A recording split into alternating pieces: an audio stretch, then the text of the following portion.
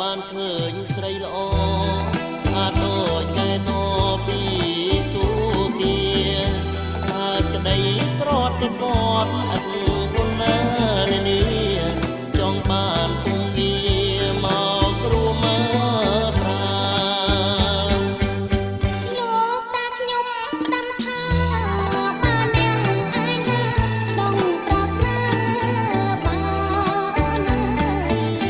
លោកតាខ្ញុំដាំថាបាននាងឯណាដងប្រស្នាបានนุ่งទៅឲ្យខ្ញុំប្រគល់ប្រាបងអាចដោះបានសួរមកចុះអូនអើយសូមប្របងចាំស្ដាប់ស្រីសួរប្រចំញឹមស្រងត្រាណាត្រាយសូមប្របងចាំស្ដាប់ស្រីសួរប្រចំណាប់ស្រងត្រានត្រាយហេតុទឹកដាំដងបានតើហើយស្រាប់ណាអ្វីសូមប្រងលើកលៃឆ្លើយប្រាប់មើលផង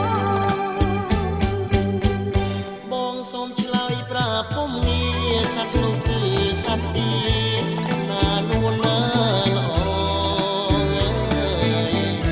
បងសូមឆ្លើយប្រាប់ពុំងារសត្វនោះ